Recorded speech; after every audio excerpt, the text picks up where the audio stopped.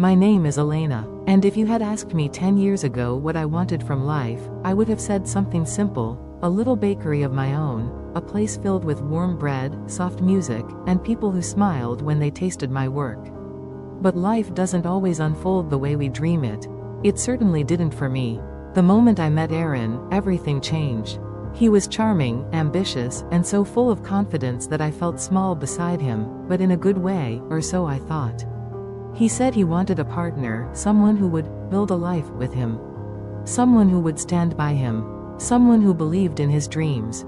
So I did. Slowly, without even noticing it, I put my own dreams on the shelf. First, I delayed enrolling in culinary school. Then, I quit my part-time baking job to help him start his business. And when he told me he needed me to manage the house so he could focus on becoming successful, I nodded. I agreed. I told myself it was just temporary. Temporary turned into years. I didn't complain. I didn't argue. I kept the home running, paid the bills, supported him, and told him he was capable of anything. But one moment, one simple sentence, shattered everything I thought we had. It was a quiet evening. I had spent the entire day helping him prepare for a big presentation, printing documents, arranging files, cooking dinner, tidying the house so he wouldn't be stressed. When he walked through the door, he barely looked at me. My heart was already sinking, but I pushed the feeling aside. "You okay?" I asked gently. He sighed, dropped his bag, and said in a tired voice, "Elena, sometimes I feel like you haven't really done anything for me." The room froze. My hands went cold. My breath caught. And for the first time in years, I realized just how invisible I had become in the life I helped build. That single moment, that sentence, changed everything because in that instant, I finally understood something. I had given him my time, my effort, my dreams, my future, my love, and yet, to him, it all meant nothing. This is the story of how I lost myself, and how I slowly found the courage to get my life back. My name is Maria, and if you saw me from the outside, you would think I lived a simple, peaceful life. I had a small home, a husband who worked long hours, and a routine that never really changed. But the truth is, my life didn't end up looking anything like the one I dreamed of when I was young. I used to imagine myself traveling, painting, opening my own little art studio somewhere near the coast. Ever since I was a girl, the smell of paint and paper felt like home to me. I wanted a life full of color and adventure. But as you grow up, life has its way of choosing for you, especially when your choices start revolving around the people you love. And for me, that person was Daniel. When we first met, he was warm, gentle, and full of plans. He would talk about our future with such excitement that I believed I had found a partner who saw me, really saw me. He loved my art. He said he admired the way I could turn a blank canvas into something meaningful. I held onto those words for longer than I should have. After we got married, things changed slowly, so slowly that I didn't even realize how much of myself I was giving away. At first, I told myself that marriage required sacrifice. That giving up my art studio so Daniel could invest in his career was the right thing to do. He needed stability, he said. A wife who understood his workload. Someone who could support him. So I pushed my dreams aside. Just for a little while, I told myself. But a little while turned into years. To his credit, Daniel wasn't cruel. He wasn't loud or unkind. He was simply consumed by his responsibilities. He worked early mornings, late evenings, sometimes even weekends. He didn't ask much from me, except for one thing, that I always be available. If he needed a quiet home, I made it quiet. If he needed comfort, I made myself his comfort. If he needed help, I was always the first person to step in. People say that love is about giving, and maybe that's true. But they forget to warn you how dangerous it becomes when one person gives everything, and the other person never notices. My sister Lena was the only one who truly questioned it. "Maria," she said one day over coffee, "you don't talk about painting anymore. When was the last time you picked up a brush?" I pretended not to hear the sadness in her voice. "Oh, you know, I've just been busy," I replied. She sighed softly. "Busy or hiding?" I laughed it off, but her words stayed with me for days. Was I hiding? Or had I simply forgotten what it felt like to be myself? A few weeks later, I ran into Mrs. Porter, our elderly neighbor who lived across the street. She was the kind of woman who always seemed to be watching everything without appearing nosy. She had a gentle way of noticing things people tried to hide. "You look tired, dear," she said, squinting at me with warm eyes. "I'm fine," I forced a smile. "Women always say that," she murmured. "Especially the ones who carry too much in their hearts." Her words hit something inside me. Something I didn't want to face. That evening, as I stood at the kitchen counter preparing dinner, I looked around my home. The tidy shelves, the quiet rooms, the soft yellow light filling the space. It was a comfortable life, but it wasn't mine. Not fully. Not anymore. I had molded myself so carefully around Daniel's needs that I couldn't tell where he ended and I began. He came home late that night, tired as always. "Long day?" I asked gently. He nodded. "Yeah, thanks for dinner." He didn't see the sadness behind my smile. He didn't notice how my hands hesitated over the stove. He didn't see me, not really. I wanted to tell him I missed myself. I wanted to tell him I felt invisible. But I kept quiet, like I always did. After eating, he went straight to his office, saying he had emails. I sat alone at the table, listening to the clock on the wall tick, tick, tick. Life has a quiet way of showing you the truth, even when you're not ready to see it. And the truth was this: I had built my entire world around Daniel. But somehow, in the process, I had disappeared from my own life. And deep inside, I already knew, something had to change. I just didn't know yet that the moment was closer than I thought. As the years went by, little things began to change. At first, they didn't look like trouble. They looked like stress, tiredness, or just the normal weight of adulthood. But now, when I look back, I can see they were early signs of something breaking inside our home, and inside me. It began subtly, with silence. Not the peaceful kind, not the soft, gentle silence you share with someone you love. This was the heavy, cold kind. The kind that settles between people like a wall. Leon stopped asking about my day. At first it was once in a while. He'd walk through the door, drop his keys, loosen his tie, and sit on the couch without a word. I thought, he's tired. Let him rest. I made dinner in silence, and he ate in silence, and we went to bed in silence. But soon, silence wasn't occasional. It became normal, and I kept telling myself, this is just a phase. All marriages have phases, but phases aren't supposed to last years. One evening, I placed dinner in front of him, a simple chicken dish I learned from his mother, and he didn't even look up. Not once. He just scrolled through his phone, tapping and sliding his thumb like the world inside that screen was more interesting than the person sitting across from him. I waited. Just one glance. Just one, thank you. Just one sign he still saw me. But nothing came. After he finished eating, he stood, stretched his arms, and said calmly, food was okay. Then he walked off. Just, okay. I don't know why that night hurt more than the others. Maybe because I tried so hard. Maybe because it was a recipe his mother used to praise. Or maybe because I couldn't remember the last time he looked at me with softness in his eyes. That night, after he fell asleep, I sat in the living room with the lights off. The clock ticked softly. My chest felt tight. I whispered to myself, where did we go wrong? But there was no answer. Around the same time, something else changed. Leon began spending more time at work, or at least, that's what he said. He'd leave earlier, come home later, skip dinners, skip conversations, skip us. I still remember the first time I asked if something was wrong. He didn't snap. He didn't yell. He didn't even look frustrated. He just sighed, rubbed his forehead, and said, Claire, can you please stop questioning everything? I'm busy. That's all. Busy. That word became his shield, his excuse, his wall. I'm busy. I've been busy. It's a busy week. All I need is for you to not make things harder. Harder? Was my concern a burden now? For the first time in years, I felt unwanted in my own home. Then came the day that truly shook me. I was cleaning the living room when I found a brochure tucked under the sofa cushion. It was for a photography workshop in the city, the exact workshop I had once dreamed of attending. I used to spend hours imagining myself there, learning from professionals, holding a camera that wasn't secondhand, chasing sunsets for a living.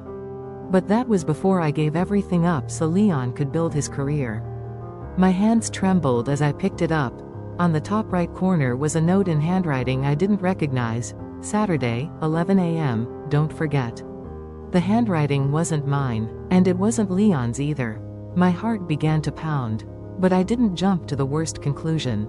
Not yet. When Leon came home that evening, I decided to ask gently. "Hey," I said softly, holding the brochure. "I found this. Is it yours?" He barely glanced at it and shrugged. "Oh yeah, that's something a coworker gave me. Probably trash. Just toss." His answer was too quick. Too neat. Too dismissive. But the part that hurt? He didn't notice my hands shaking. He didn't ask why my voice sounded small.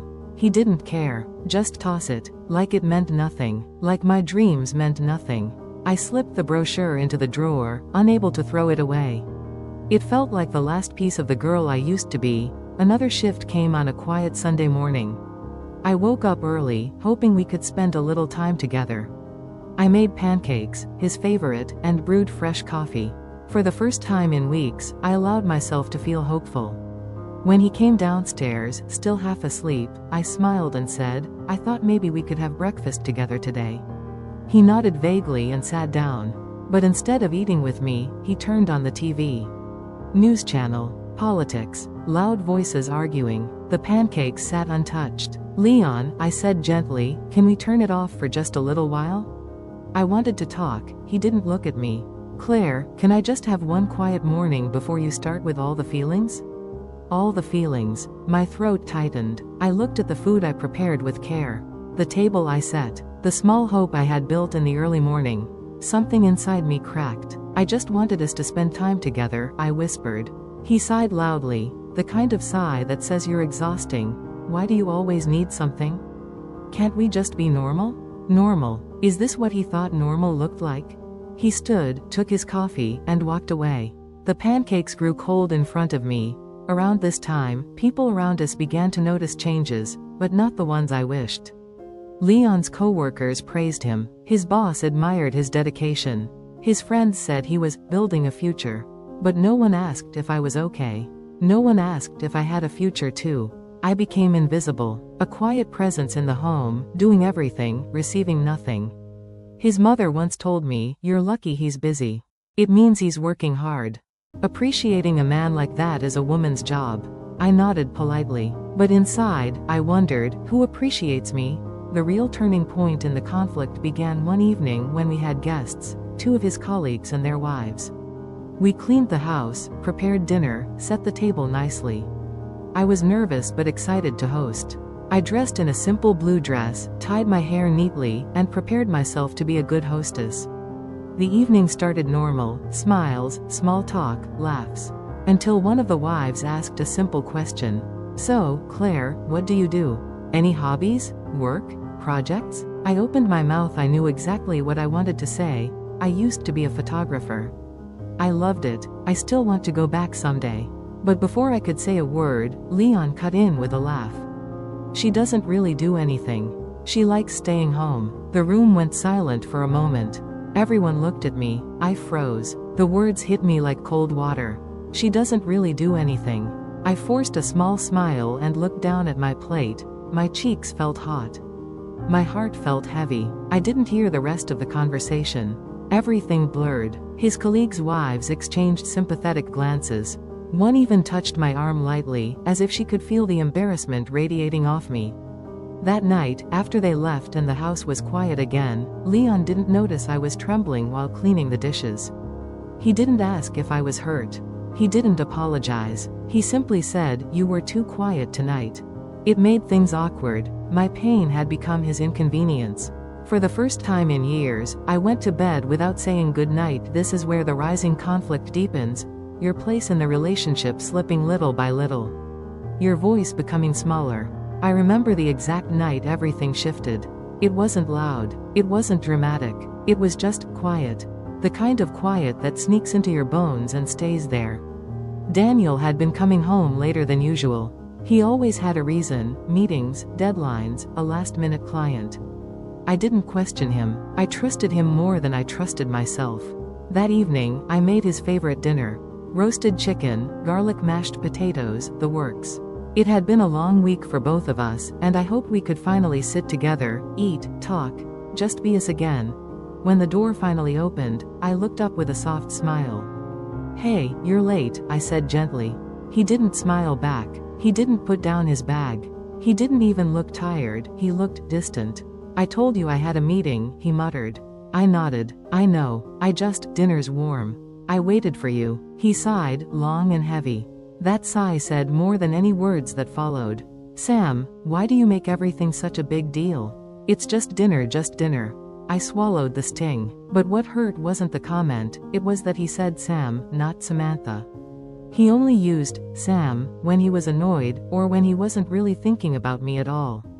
We sat down anyway. He ate quickly, barely looking at me. I watched him, and for the first time in years, I saw a stranger. Halfway through the meal, his phone buzzed. A small smile tugged at his lips, one he hadn't given me in a long time. He stood up, plate only half finished, soft, warm, the way he used to speak to me. "Yeah, I can't talk long. She's here." She. Those words froze me, not because I thought he was cheating, but because of how naturally he said it. As if I were an inconvenience in my own home, he continued, still unaware I was standing there. "No, she won't question anything. She never does." That sentence. That was the moment my heart changed shape. Not broken, not shattered, just rearranged. I stepped back before he saw me, my breath shallow. I walked slowly to the. I didn't argue. I didn't defend myself. I didn't list the ways I held our life together. Instead, I quietly stood up, walked to our bedroom, and opened the closet. The box of my old art supplies was still there, dusty, untouched, waiting for a version of me I had abandoned. I held my brushes and cried, not because he hurt me, but because I finally realized I had hurt myself too, by giving up so much for someone who wasn't even looking. That night, while he slept peacefully, I packed a small bag, wrote a short letter, and walked out. Not out of anger, but out of clarity. The world outside felt colder than I remembered, but my heart felt warmer than it had in years.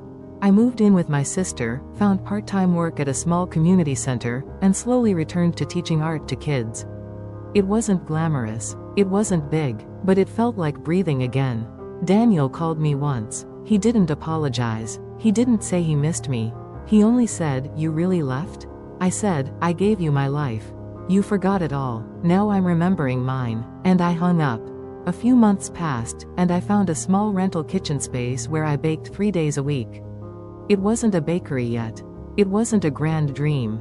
But it was mine. One afternoon, as I arranged a display of fresh lemon tarts, a customer smiled at me and said, "You look happy."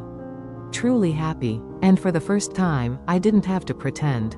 I realized something important as I locked up the bakery that night. Love should not cost you your identity. It should not silence your dreams. It should not make you feel invisible. I gave up my world for someone who barely noticed.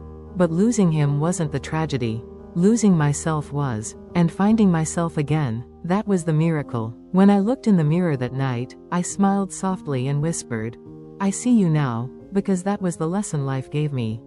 Sometimes the person we need to choose is the one standing in our own reflection.